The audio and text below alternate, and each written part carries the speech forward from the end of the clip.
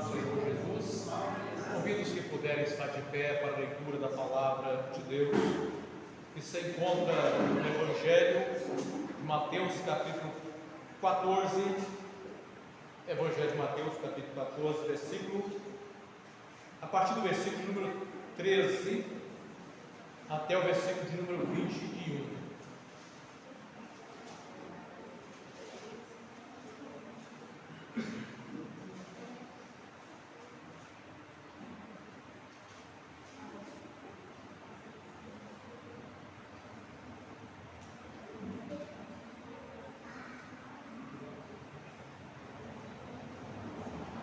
Mateus 14, versículo 13.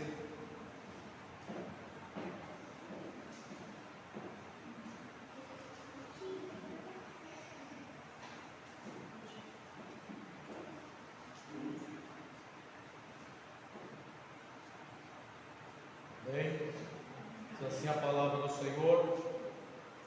E Jesus, ouvindo isso, retirou-se dali num barco para um lugar deserto, apartado, e sabendo o povo, seguiu a pé desde a cidade. E Jesus, saindo, viu uma grande multidão e, possuído de íntima compaixão para com ela, curou seus enfermos. E, sendo chegada a tarde, os seus discípulos aproximaram-se dele, dizendo: o lugar é deserto e a hora é já avançada. Despede a multidão para que vão pelas aldeias e comprem comida para si. Jesus, porém, lhes disse: não é mister que vão, dai-lhes vós de comer. Então eles lhes disseram: não temos aqui senão 5 pães e 2 peixes. E ele disse: trazei-os aqui. E tendo mandado que a multidão se assentasse sobre a erva, tomou os 5 pães e os 2 peixes, e erguendo os olhos ao céu, os abençoou, e partindo os pães, deu-os aos seus discípulos, e os discípulos à multidão. E comeram todos e saciaram-se, e levantaram dos pedaços que sobejaram 12 cestos cheios. E os que comeram foram quase 5.000 homens, além das mulheres e crianças. Graças te damos, Senhor, por estarmos aqui te adorando, te bendizendo e sentindo o agir do Senhor nos nossos corações, por meio do teu Espírito Santo, Senhor, que opera em nós, por meio dos louvores e agora também por meio da tua santa palavra.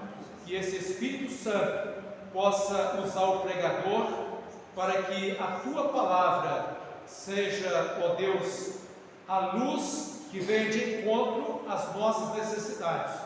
Que o Senhor possa abrir a nossa compreensão para entender a mensagem e também preparar o nosso coração para aceitá-la. Pai, sabemos que o Senhor tem algo extraordinário para o teu povo, mas precisamos que o teu Espírito opere em nós, para que possamos viver e vivenciar as coisas relacionadas ao reino do Senhor. Assim oramos em nome de Jesus. Amém.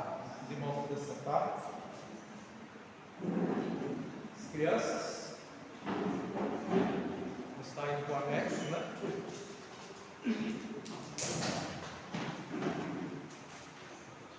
Meus irmãos,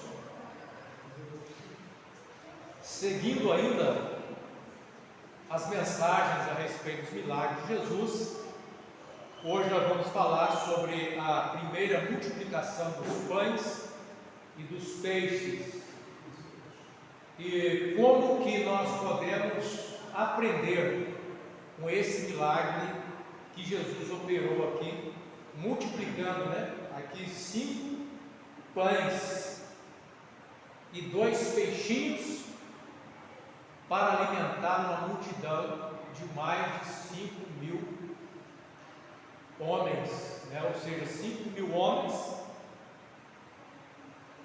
além das mulheres e crianças. Então, era uma multidão enorme. E o Senhor apenas com 5 pães e 2 peixes fez esse milagre extraordinário. E aí nós podemos entender como é que muitas das vezes as pessoas têm dificuldade de acreditar na Bíblia como a palavra de Deus, porque o que nós vemos são coisas extraordinárias que só podem ser aceitas por fé, irmãos, e por entender que existe de fato um Deus, e que esse Deus, ele não está limitado em suas ações como se encontra o ser humano. O homem às vezes tem dificuldade de compreender as coisas, porque ele sempre vai avaliar os acontecimentos que estão registrados como milagre do ponto de vista da sua própria condição humana. Quando o homem olha para algo que ele fala assim, é impossível do ponto de vista humano, ele começa a ter dificuldade. Mas nós estamos falando aqui de algo relacionado àquilo que é capaz o homem realizar sem que haja algo que venha de Deus ou de um soberano que possa operar poderosamente milagres extraordinários. Nós conhecemos e servimos um Deus e anunciamos um Deus que criou os céus e a terra e tudo de maravilhoso que existe no universo, e que os homens ainda estão deslumbrados a cada dia quando vão tentando entender e descobrir o universo com as suas grandezas. Só um Deus maravilhoso, extraordinário, grande, poderoso poderia criar algo tão esplêndido como a própria criação. E é por isso que a palavra de Deus diz que a criação revela a glória de Deus. Toda a criação revela a glória de Deus. E é por isso que até os ateus serão indesculpáveis, porque quando olham para a criação, deveria render-se aos pés de um soberano e de uma mente criadora que criou e que projetou todas as coisas para existir como existem, cada um no seu devido lugar, com leis extraordinárias para reger, para cuidar, para que cada coisa funcione perfeitamente. Nada surgiu por um acaso. Só um Deus Todo-Poderoso poderia criar algo tão esplêndido como a natureza. E esse Deus que criou essas coisas, sim, poderia também perfeitamente, de 5 pães e 2 peixes, alimentar mais de 5.000 pessoas. Às vezes nós nos encontramos em aflições na nossa vida, diante dos problemas que nós enfrentamos, e que nós analisamos do ponto de vista humano, e nós achamos que são problemas, às vezes sem solução, às vezes sem saída, e às vezes nos desesperamos. Não deveríamos agir assim. Como cristãos, deveríamos entender: estamos servindo Deus que tem todo o poder nas mãos, e o que é impossível para mim não é impossível para o Deus que eu estou servindo, porque o Senhor é o Deus que provê todas as coisas. O Senhor é o Deus provedor, o Senhor é o Deus que multiplica, o Senhor é o Deus que abre portas, o Senhor é o Deus que cura, o Senhor é o Deus que sara a alma do homem. Estamos servindo esse Deus. Que coisa maravilhosa!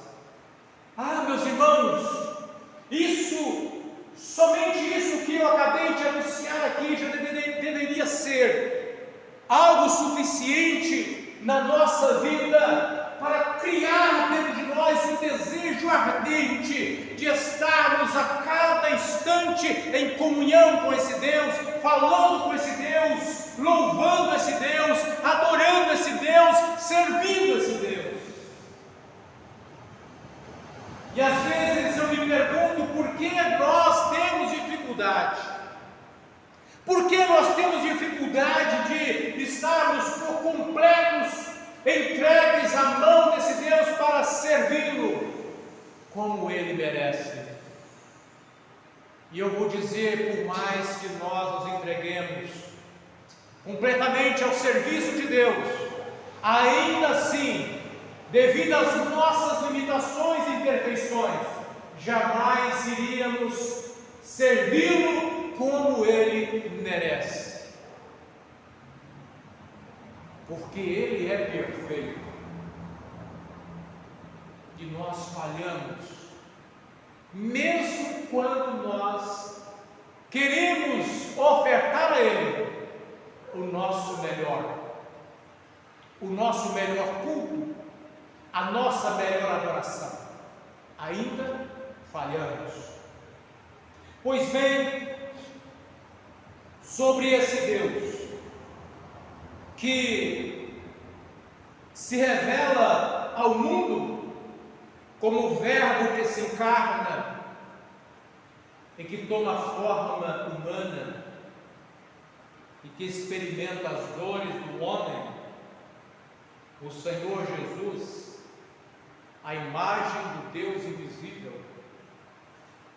esteve nesse mundo e aqui Ele proclamou o reino eterno de Deus. E aqui Ele chamou muitos para fazer parte desse projeto eterno, dessa obra eterna, dessa obra maravilhosa, desse reino maravilhoso que é o reino de Deus. E Ele convidou a muitos para que pudesse estar servindo ao Senhor no reino de Deus. Mas durante o seu ministério, Ele operou muitos milagres. E quando Ele está para operar aqui o milagre da multiplicação dos pães, algo me chama muita atenção aqui no relato, e aqui usando a versão revista e corrigida, como que apresenta o relato desse milagre. No versículo número 13, quando nós encontramos que e Jesus, ouvindo isso, retirou-se para um lugar deserto. Eu gostaria, meus irmãos, que nós fizéssemos aqui uma reflexão no aspecto espiritual, que nós não estivéssemos apenas atentando para o aspecto físico, porque o Senhor de fato operou multiplicação de pães físicos que alimentaram o corpo físico daquelas pessoas. O Senhor continua operando milagres, literalmente, fisicamente. Mas eu quero trazer aqui para o campo espiritual o que nós podemos aprender no relato dessa passagem. E Jesus, ouvindo isto, se retirou para um lugar afastado, no deserto. Mas o que Jesus ouviu que fez com que o Senhor Jesus decidisse se retirar para um lugar afastado? Herodes havia mandado matar João Batista, e o acontecimento chega ao conhecimento de Jesus. E quando Jesus escuta essas coisas, ele percebe o perigo que estava se ele continuasse naquele momento ali. E ele então se retira, não porque o Senhor Jesus tivesse medo de enfrentar qualquer coisa, não, mas porque ele sabia que ainda não era o momento dele se entregar como oferta como o Cordeiro de Deus para tirar o pecado do mundo. Então, ouvindo isso, percebendo a situação, ele toma uma atitude, ele se retira. Podemos aprender aqui uma lição importante para nós. Nós devemos ser prudentes na nossa vida. Quando nós percebemos o perigo que às vezes nos cerca, devemos fazer de tudo para evitar o perigo. Devemos fazer de tudo para evitar muitas vezes o confronto que pode colocar a nossa vida em risco. Há um provérbio que diz: melhor é o cão vivo do que o leão morto. Existem pessoas que são aqueles que dizem: eu não tenho medo de nada, são os corajosos, que não levam desaforo para casa, que querem resolver tudo do seu jeito, na sua hora, da sua forma. Muitas das vezes as coisas não saem do jeito que as pessoas pensam, o que as pessoas idealizam. O mundo está cheio de valentes que tentam resolver os problemas com a sua própria razão, a sua própria força. O cemitério está cheio de valentes enterrados, porque encontraram alguém mais valente do que ele. Precisamos ser prudentes na nossa vida, evitar as situações que podem de alguma maneira trazer prejuízo, e isso vale para o campo espiritual. Se eu não tenho um preparo espiritual para lidar com determinada situação, por que enfrentar? Por que não evitar o confronto? Se eu não tenho preparo para enfrentar um debate no campo teológico, do ponto de vista de religião, seja ela A ou B, por que enfrentar se eu posso entrar numa dificuldade? Precisamos ser sábios, evitar, saber os nossos limites e até onde nós podemos ir, e até onde nós temos condição de ir, ou até onde Deus quer que nós estejamos indo também. Jesus retirou-se, só que uma multidão viu que Jesus se retirou, mas eles foram atrás. Uma multidão foi atrás de Jesus. E quando aquela multidão chega até o Senhor Jesus, a palavra do Senhor diz que Jesus olhou para aquela multidão e diz que Jesus teve compaixão daquela multidão. E aí nos chama a atenção o que é que causou essa compaixão de Jesus por aquela multidão. Aqui o Evangelho de Mateus diz que Jesus teve íntima compaixão daquela multidão e curou os seus enfermos. Mas será que foi simplesmente as enfermidades que causou a compaixão de Jesus por aquela multidão? Será que todos que ali estavam enfermos? Acredito que não. Mas se nós formos pegar o relato de Marcos vai dizer que Jesus teve compaixão daquela multidão, porque olhou para aquela multidão e viu aquela multidão como que uma multidão de ovelhas sem pastor. Já imaginaram um rebanho de ovelhas sem pastor? A ovelha depende do seu pastor para protegê-la, para curar suas feridas, para conduzi-la ao lugar de pastos verdes. É por isso que o salmista, em Salmo 23, vai dizer que o Senhor é o meu pastor. Jesus olha para aquela multidão sem direção, uma multidão de pessoas abandonadas, sem cuidado, no campo espiritual,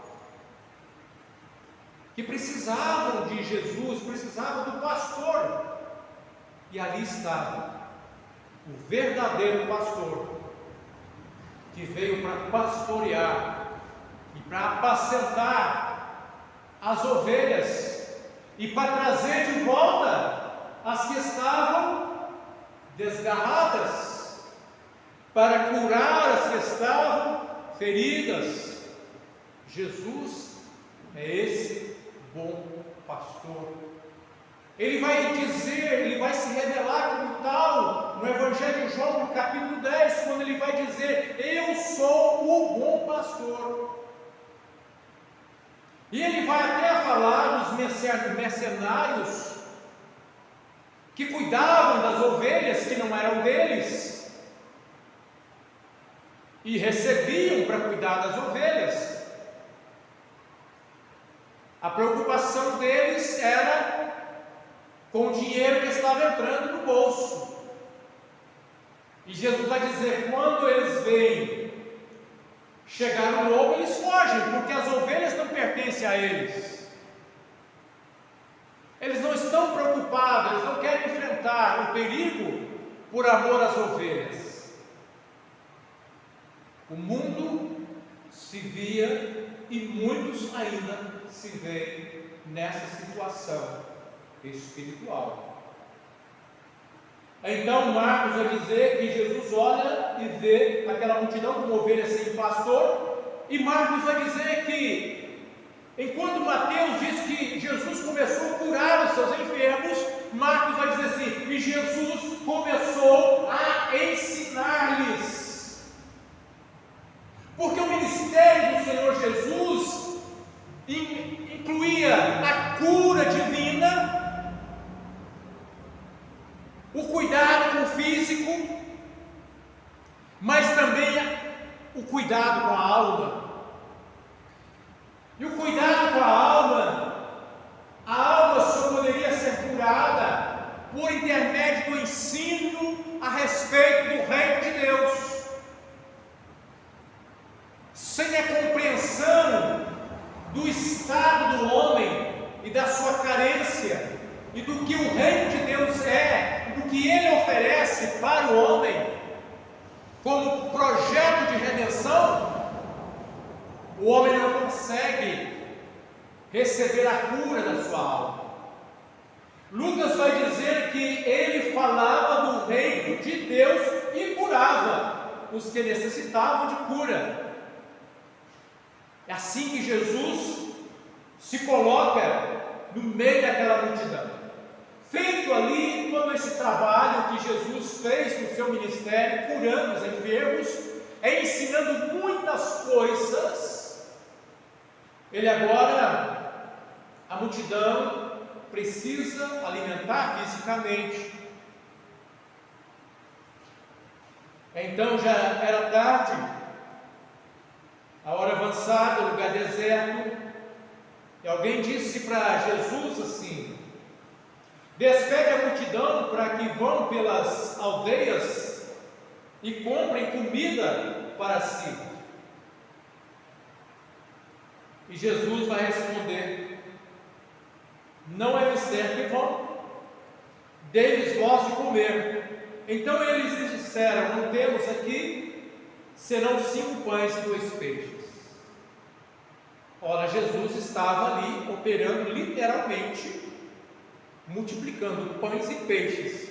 Pão aqui é pão mesmo, é o pão da padaria que Jesus pega e multiplica. E o peixe é aquele peixe mesmo que alguém pescou, tinha ali 2 peixes e Jesus multiplica, ok? porque ele opera no mundo físico para suprir as necessidades. Mas vamos falar daquilo que ele quer fazer no mundo espiritual também. E aqui, o que nós podemos tirar de lição espiritual?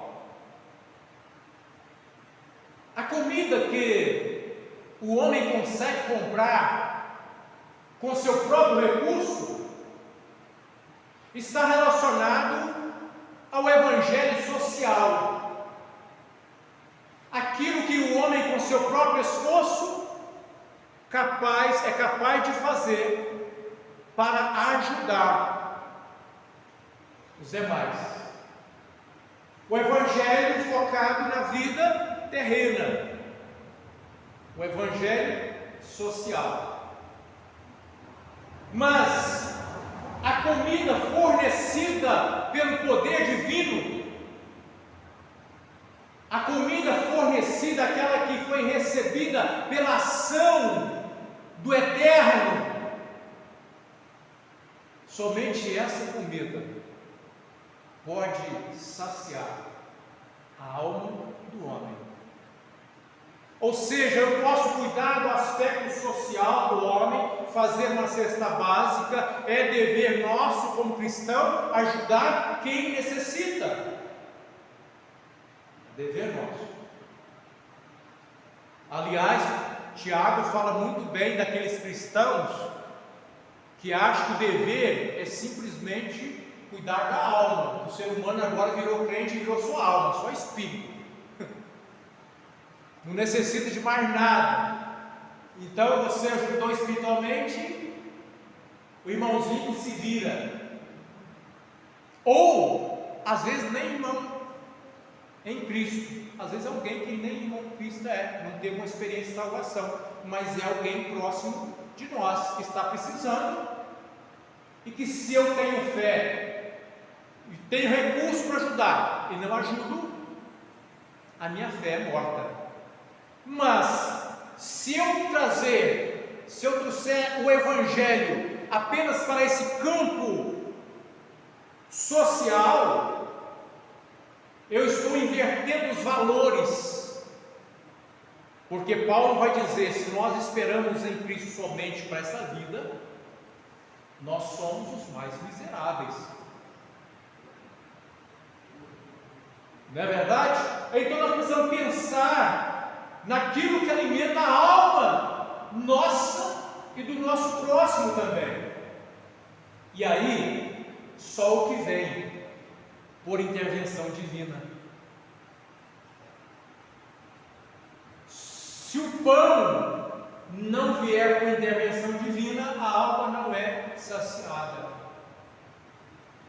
E é por isso que Jesus, ele é o pão vivo que desceu do céu. Ele veio para isso, para alimentar a alma humana. Então, pensando nesse aspecto do alimento da alma, e aqui nós vamos dar mais um passo para compreendermos o que o Senhor quer nos ensinar.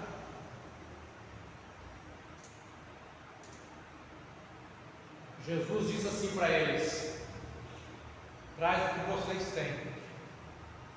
Senhor, mas o que nós temos? 5 pães e 2 peixes para essa multidão. Sabe o que nós aprendemos? O Senhor não trabalha nos nossos limites. O Senhor trabalha além dos nossos limites. O Senhor não depende da nossa limitação humana. A nossa limitação humana não interfere no que Deus quer fazer. O que Deus quer fazer, a nossa limitação humana não vai interferir. É por isso que às vezes nós ficamos olhando para nós: mas será que eu consigo? Será que eu faço? Ah, Senhor, eu gostaria tanto de evangelizar aquela pessoa, mas quem sou eu para evangelizar aquela pessoa? Ah, Senhor, mas quem sou eu para orar para aquela pessoa? Não é assim que às vezes nós ficamos sempre olhando nas nossas limitações? Senhor, manda ir lá comprar, Senhor. Aliás, não falta quem vende. Nos nossos dias, não falta quem está vendendo os recursos.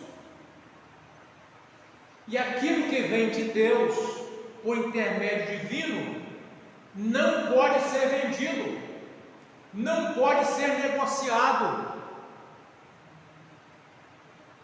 Então nós temos que ter atenção que tipo de evangelho estamos vendo, estamos presenciando, estamos inserindo. O evangelho que vende a bênção, o evangelho que distribui de graça o que recebeu de graça. Precisamos ter discernimento, porque muitos estão aí. Por que os escândalos estão acontecendo? Porque preocuparam em vender e negociar o espiritual, quando deveriam estar servindo por amor, cedendo, dando, oferecendo aquilo que veio pela graça divina. E há muitos enriquecendo às custas da fé alheia, aproveitando da fragilidade do ser humano, que se encontra muitas vezes com uma multidão sem pastor, desesperado, precisando de uma palavra, de uma solução. E é justamente nesse momento que aparecem muitas das vezes os falsos profetas, os mercenários da fé, e muitos são iludidos e caem na armadilha colocada por esses falsos líderes.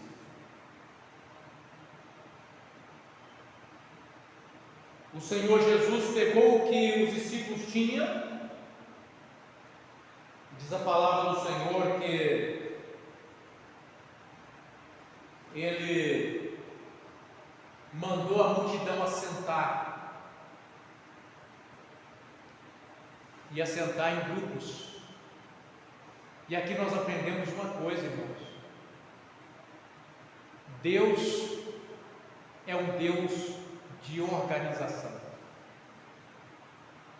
Deus é um Deus organizado, e Ele sempre preocupou em ensinar para o seu povo a importância da organização. E por que mandar assentar em grupos? 50, de 100 em 100, uma multidão daquela. Porque assim, todos assentados em grupos, esperando cada um no seu lugar, ninguém atropelando ninguém passando por cima do outro, porque o que o mundo faz é exatamente isso. Para se dar bem, passa por cima do próximo, e não importa qual vai ser a condição do próximo a partir desse momento. O que importa nesse mundo aí é que eu chegue e receba a minha parte. O que importa é o que vai vir na minha vida. O próximo, as pessoas pesam por cima. As pessoas enriquecem às custas, muitas das vezes, do pobre que é oprimido. Não paga o salário que devia. E a Bíblia diz assim: ai de vós, porque o jornal dos trabalhadores clamam. O mundo é assim. E esse tipo de atitude mundana tem entrado no arraial de crentes, e dentro da igreja, a busca pelo poder, a luta pelo poder, às custas do pobre irmão, que muitas das vezes é sacrificado, para que alguém assuma uma posição que ele se acha, dentro do contexto religioso, como alguém importante. Quer ter uma posição importante no reino de Deus? Aprenda a ser servo. A melhor posição nossa no reino é de servo de Deus. É servo.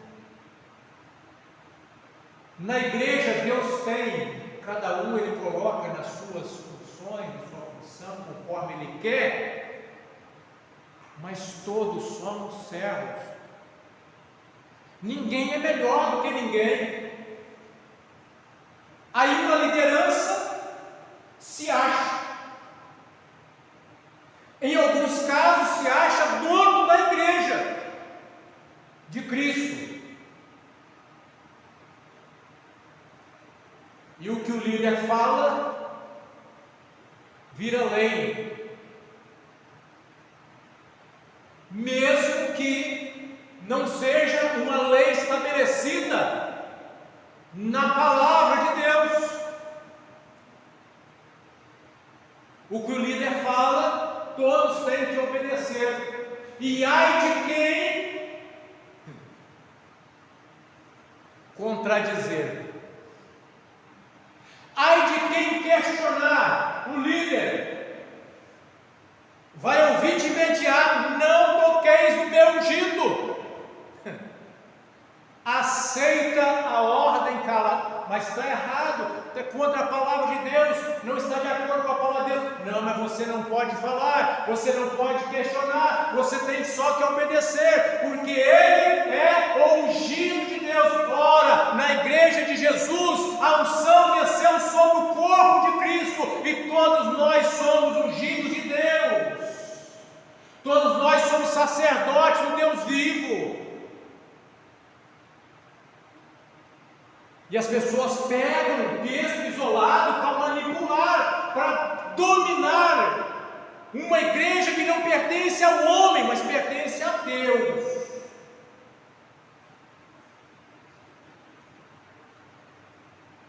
E aqui nós vemos o Senhor manda sentar. Esse evangelho do oba-oba, que não valoriza a organização, está fora da vontade de Deus.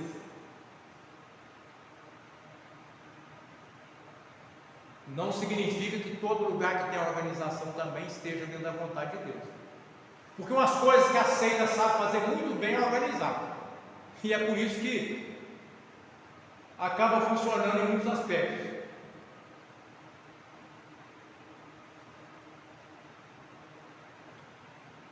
A palavra do Senhor diz que Jesus pegou aqueles pães e ergueu os olhos para o céu. Sabe por que Jesus ergueu os olhos para o céu para abençoar o pão? O que nós podemos aprender com isso aqui? O que Jesus quer ensinar com isso aqui? É que a bênção vem de cima, irmãos. Que o nós precisamos, nós temos que esperar de Deus, sabe? Não é focar no homem, o líder da igreja, e você fica olhando para o líder da igreja, e você fica focando no líder da igreja, e você fica esperando no líder da igreja. Nós temos que esperar em Deus, porque a bênção vem de Deus, a bênção vem do alto.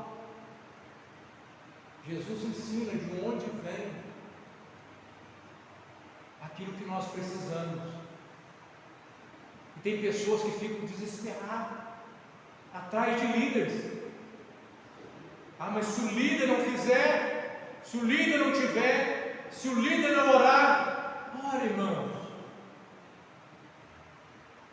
E o sacerdócio universal do crente está onde? O bom pastor nosso é Jesus. E lá na sua casa, lá no seu quarto, você pode orar a esse Jesus, colocar os seus anseios, os seus desejos.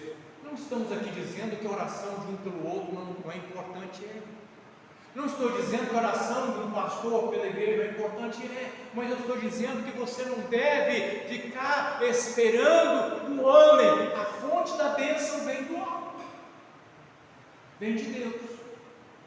Jesus abençoa os pães e começa a partir os pães. E quem que ele chama para receber os pães? Ele entrega para os seus discípulos. E os seus discípulos foram distribuindo com aqueles que estavam assentados em grupos. E aqui, meus irmãos, eu quero que os irmãos prestem bastante atenção no aspecto do ensino espiritual que nós podemos aqui tirar para aplicar a nossa vida. A quem Jesus concedeu a incumbência de preparar as doutrinas para direcionar a igreja de Jesus? Aos apóstolos de Jesus.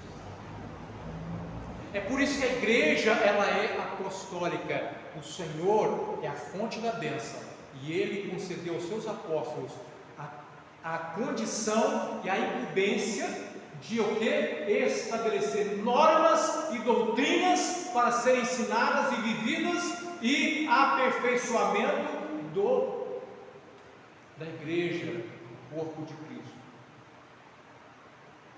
Então, os apóstolos deixaram muitos ensinos estabelecidos na palavra do Senhor e que precisa ser estudado pela igreja, que precisa ser conhecido pelo rebanho de Cristo nessa hora, porque são alimentos para a nossa vida espiritual, são instruções importantíssimas para o crescimento espiritual da igreja. Uma igreja que não tem a preocupação de ensinar para os seus membros o que são os ensinos apostólicos, o que eles ensinaram para a igreja, quais são as bases teológicas que devem fundamentar a fé cristã. Essa igreja não está atingindo a vontade de Deus. Não estou dizendo que Deus não está operando, não estou dizendo que Deus não está no meio, eu estou dizendo que ela está aquém daquilo que Deus espera da sua igreja. Uma igreja não é apostólica por quê? Porque ao líder da igreja foi concedido um tipo de apóstolo. Aí alguém diz assim: a minha igreja é apostólica, por quê? Não, porque o líder da minha igreja, o fundador, ele é conhecido como apóstolo. E não estamos aqui para denegrir mais de ninguém. Eu estou dizendo que não é o fato de alguém dizer que é apóstolo que faz de uma igreja apostólica. Não é o fato de alguém dizer assim: a minha igreja é apostólica, por quê? Porque ela tem os seus líderes, tem uma sucessão apostólica. Primeiro foi dado a Pedro a condição de governo da igreja, de representante de Deus, de substituto de Cristo. Depois Pedro passa para outro, o outro passa para outro, e a nossa igreja é apostólica porque ela tem uma sucessão apostólica. A igreja, para ser apostólica, ela precisa conhecer e viver as doutrinas apostólicas.